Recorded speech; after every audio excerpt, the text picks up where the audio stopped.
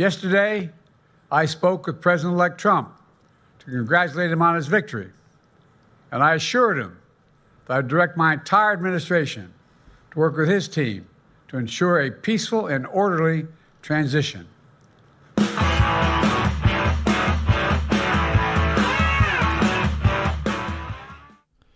What's up, everybody? Welcome back to Opinions Vary, opinions with an A. Please like, share, and subscribe. And I want to go over Joe Biden's speech that he gave today regarding the phone call he made to Donald Trump yesterday, congratulating him. And apparently he has invited Donald Trump to the White House, which is pretty customary for the sitting president to invite the incoming president-elect to speak with him, just to, I guess, say hello, maybe get into some details about the transition. Who knows? But that should be happening in the next week or so, maybe sooner. And I think Joe Biden, just by this speech, I've thought it for a while, but this really confirms to me, he wanted Kamala Harris to lose. He's got an axe to grind, and I say rightfully so. Let's get into this and comment along the way.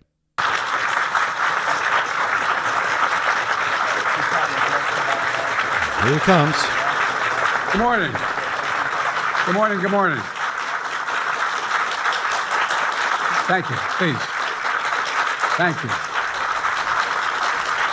Good to see this cabinet and the staff together here. They're giving him a standing ovation, probably. Obviously, we can't see them, but I would assume it's a standing ovation. There is apparently a lot of friction between Biden's team and Harris's team. They don't like each other, for good reason. I don't think they ever really liked each other, but once they shivved Joe Biden in the back, that really just, that was it. So he's getting a standing ovation from really his staff here, which is, you know, a little shot at Harris, believe me. Thank you. All right, I'm going to whip it up for him. Thank you, thank you, thank you. Please. Thank you, thank you, thank you. It's good to see you all, particularly good to see my granddaughter sitting in the front row here. Hi, Finn. How are you, honey? For over 200 years, America has carried on the greatest experiment in self-government in the history of the world. And that's not hyperbole. That's a fact. We're the people. The people vote and choose their own leaders, and they do it peacefully. And we're in a democracy. We're not a democracy. The will of the people always prevails. Yesterday, I got to watch what I say on this platform. You guys can comment below about what you think about what he just said. I spoke with President-elect Trump to congratulate him on his victory, and I assured him that I'd direct my entire administration to work with his team to ensure a peaceful and orderly transition. That's what the American people deserve. Yesterday, I also... The American people actually demanded it because they gave him about a 4-point popular vote mandate. spoke with Vice President Harris. She's been a partner and a public servant. She ran an inspiring campaign, and everyone got to see something that I learned early on to respect so much, her character. She has a backbone like a ramrod. She has great... Backbone like a ramrod. Okay. Doubtful, but character, okay. True character. She gave her whole heart and effort, and she and her entire team should be proud of the campaign they ran. That I undermined every chance I got. You know, the struggle for the soul of America, since our very founding, has always been an ongoing debate and still vital today. I know for some people, it's a time for victory, to state the obvious. For that would be most people, judging by the vote count. But go ahead. others, it's a time of loss. Campaigns are contests of competing visions. The country chooses one or the other. We accept the choice the country made. I've said many times, you can't love your country only when you win. You can't love your neighbor only when you agree. Something I hope we can do, no matter who you voted for, is see... Even the garbage? You know, this is a good speech so far. He's setting a good tone. But it's a week, not even a week ago, you called every Trump supporter garbage. So which one is it? And Yahtzees and, you know, Germany, 1939 and all this stuff.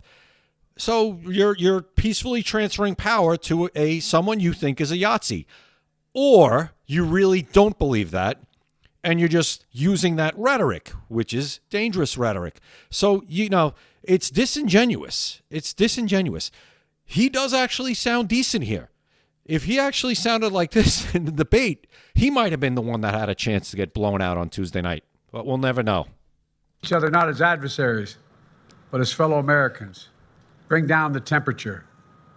I also hope we can lay to rest the question about the integrity of the American electoral system. Again, I got to be careful what I say or I'll be kicked off this platform. You guys leave in the comments what you think about what he just said. It is honest, it is fair, and it is transparent. And it can be trusted, win or lose. I also hope we can restore the respect for all our election workers who busted their necks and took risks at the outset. Busted their necks? Ramrod busted their necks. That's interesting. We should thank them. Thank them for staffing voting sites, counting the votes, protecting the very integrity of the election. Where they're still counting in Nevada, Arizona, and California, and even in New York with some of these House races. It's ridiculous. It's ridiculous. I'm going to do a video on that. It's unacceptable. Many of them are volunteers who do it simply out of love for their country.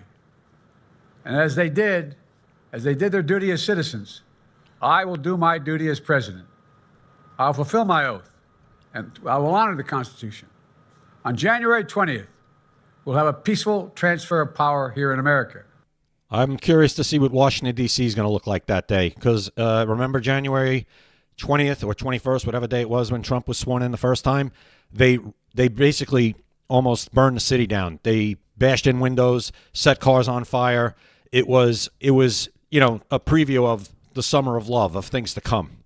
So I'm curious to see how this is going to pan out. I'm not so hopeful. To all our incredible staff, supporters, cabinet members, all the people who've been hanging out with me for the last 4 years, God love you, as my mother would say. Thank you so much. You put so much into the past 4 years. I know it's a difficult time. You're hurting. I hear you and I see you. But don't forget all that we accomplished. It's been a historic presidency. Not because I'm president, because what we've done, what you've done. A presidency for all Americans. Much of the work we've done is already being felt by the American people. We've been feeling the work you've done for the better part of 4 years now, and it doesn't feel too good. The vast majority of it will not be felt over the next 10 years. Let's hope it's not felt over the next 10 years. Let's hope everything we're feeling now because of what you've done stops in about 3 months. We have legislation we passed that's just only now just really kicking in. Great. We're going to see over $1 trillion worth of infrastructure work done, changing people's lives in rural communities and communities that are in real difficulty. If he would have said something like that while he was out there campaigning for Harris, that probably would have been a better message other than the one where he said she was there for every decision. He was throwing her under the bus every chance he got, and I don't dismiss it as he was just losing his mind. No, and he has lost it. We know that. He's lost about 90% of his fastball, but he knew what he was doing when he was saying those things during his campaign. He knew it. He knew exactly what he was doing. He was throwing her under the bus. He did not want to see her win. Human nature. Always remember, human nature, 2 + 2 is 4. Because it takes time to get it done. And so much more. It's going to take time. But it's there. The road ahead is clear, assuming we sustain it. There's so much we can get done and will get done based on the way the legislation was passed. And it's truly historic. You know, we're leaving behind the strongest economy in the world. I know people are still hurting, but things are changing rapidly. Together, we've changed America for the better. Oh, boy. Now we have 74 days to finish the term, our term. Let's make every day count. That's the responsibility we have to the American people. Look, folks, you all know it in your lives. Setbacks are unavoidable, but giving up is unforgivable. Here we go with the creepy whisper. Setbacks are unavoidable, but giving up is unforgivable. We all get knocked down. But the measure of our character, as my dad would say, is how quickly we get back up. Remember, a defeat does not mean we are defeated. We lost this battle. The America of your dreams is calling for you to get back up. That's the story of America for over 240 years and counting. It's a story for all of us, not just some of us. The American experiment endures. We're going to be okay, but we need to stay engaged. We need to keep going. To me, that's a dog whistle to the groups that we know all too well. As I said, I'm very interested to see what happens over the next, as he said, 74 days and how things start to ramp up. It's way too quiet right now. Way too quiet. We know that these groups don't engage unless they're told to. We know that. I'm very curious to see what's going to happen. And above all, we need to keep the faith. I'm so proud to have worked with all of you. I really mean it. I sincerely mean it. God bless you all. God bless America. And may God protect our troops. Thank you, thank you, thank you. So, as I said, he actually didn't sound bad there. He sounded pretty coherent. But you could just tell he was very happy there. He seemed very in a good mood. He did not want her to win. He felt slighted. He the day before he announced on, I think it was a Sunday, that he wasn't continuing. The night before, he made a defiant statement. I'm going nowhere. They pushed him out the door. They probably threatened the 25th Amendment on him and said, either you go out the easy way or we're going to show you the hard way. And that is what happened. And listen, human nature is nobody wants that. Nobody wants to be shown the door. And I mean, you lose your job. You don't want to be shown the door unceremoniously. And that's what they did. They unceremoniously showed him the door. He didn't, that Jill Biden didn't want him to leave the race. She's the one who's running everything. You think she wanted to give this life up? No. She wanted to take another bite at the apple and go for it and see what would happen. What did she have to lose? She wanted to go for it. He was shivved, and that's the bottom line. And he's mad. The only thing he was missing in that speech was his MAGA hat that he got on 9/11 from that person at the firehouse. I'm surprised he didn't come out with the MAGA hat on. So that to me, that he was very happy there. He actually seemed like, he was moving right along. The speech had the right tone. Is it genuine? No, of course it's not genuine.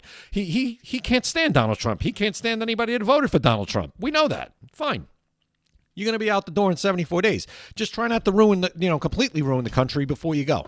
So that's it for this one. I hope you enjoyed it. Please leave me your comments and give me your opinion on what you think about how Joe Biden feels. And do you think he purposely undermined her entire campaign?